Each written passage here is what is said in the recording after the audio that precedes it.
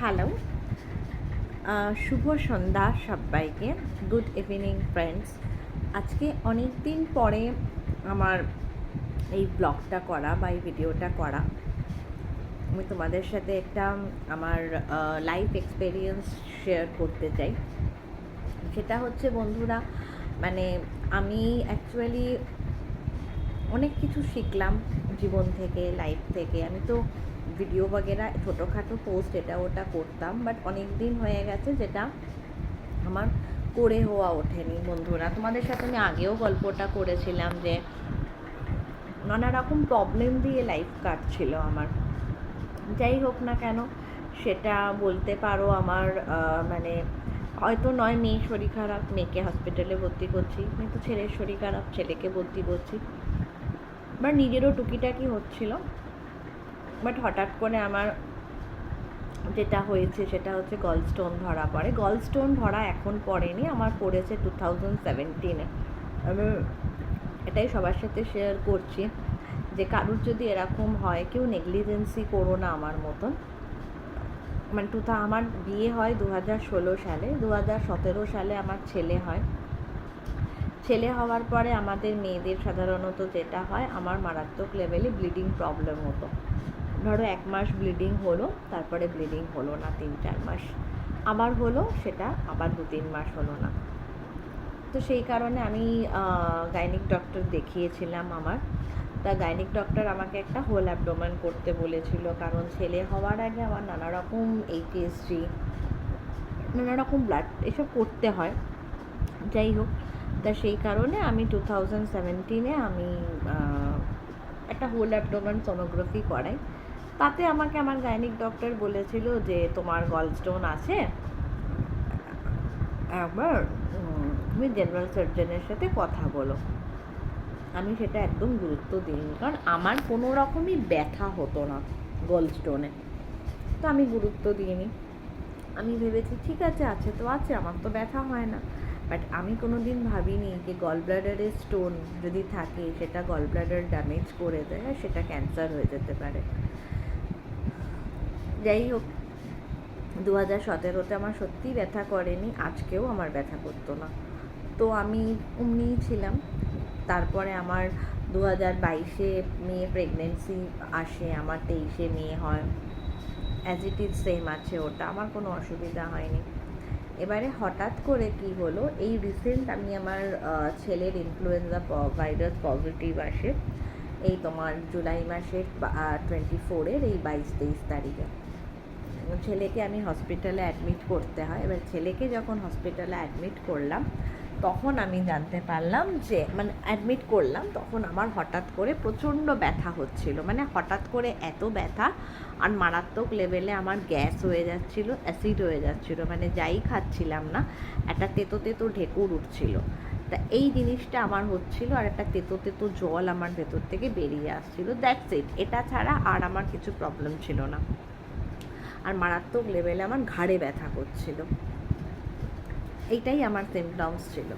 আমি তখন গ্যাস্ট্রোসার্জেনকে দেখালাম। ফার্স্ট আমি দেখাই মেডিসিনের ডক্টরকে, উনি আমাকে সাজেস্ট করে যে তুমি গ্যাস্ট্রোসার্জেনকে দেখাও।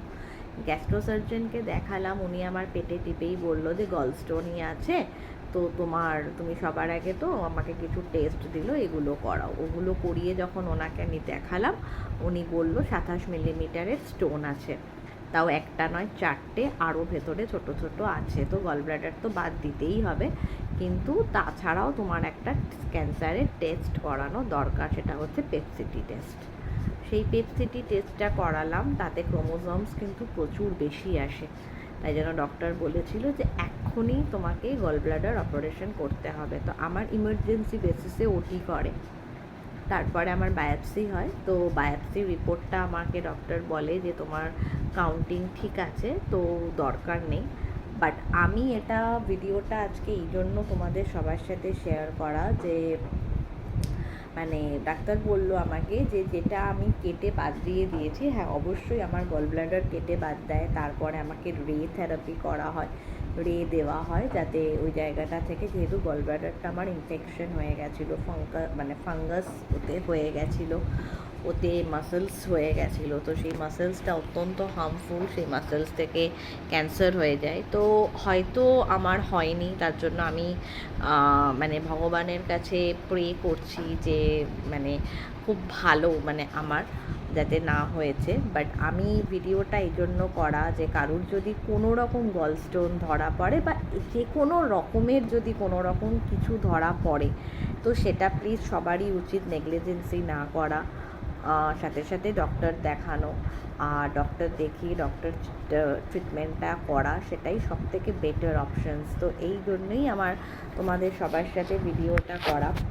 তো যাই হোক, তো তোমরা সবাই নিজেদের খেয়াল রেখো, সবাই সুস্থ থেকো, ভালো থেকো, যাতে কারোর আমার মতন প্রবলেম না হয়।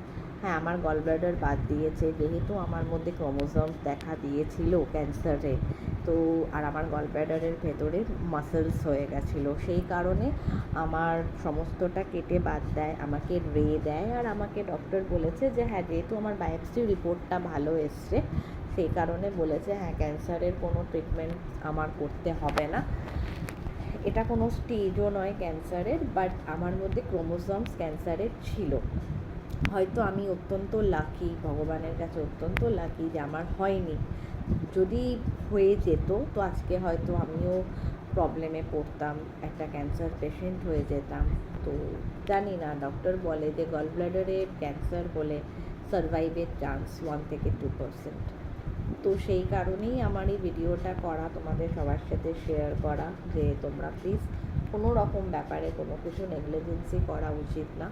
যদি এরকম কিছু হয় প্লিজ সবাই তাড়াতাড়ি ডক্টর কনসাল্ট করো, আর ডক্টর দেখিয়ে নিও, আর সবাই তাড়াতাড়ি সব কিছু ঠিকঠাকভাবে করে নেওয়াটা উচিত। তো আমি চাইবো আমার ভিডিওটা কেউ দেখলে নিশ্চয়ই শেয়ার করো, লাইক করো, কমেন্ট করো, আর যদি আমার ভিডিওটা ভালো লেগে থাকে তো অবশ্যই আমার চ্যানেলটা সাবস্ক্রাইব করে দিও, লাইক করে দিও, ভিডিওটা কমেন্ট করে দিও। আর তোমাদের যদি ভালো লেগে থাকে তো অবশ্যই আমার ভিডিওটা দেখো। চলো, আমি খুব তাড়াতাড়ি আবার আরেকটা আমার মানে এক্সপেরিয়েন্স শেয়ার করব তোমাদের সাথে। তা যাই হোক, এবার থেকে আবার চেষ্টা করব ভিডিও করার, ভিডিও শেয়ার করার, সমস্তটা কিছু। তো যাই হোক, সবাই খুব ভালো থেকো, সুস্থ থেকো আশা করি। আর চলো, এখন কেলিয়ে এইটুকুনি, আবার তাড়াতাড়ি খুব আরেকটা নতুন ভিডিওতে দেখা হবে। চলো, টাটা, বাই বাই।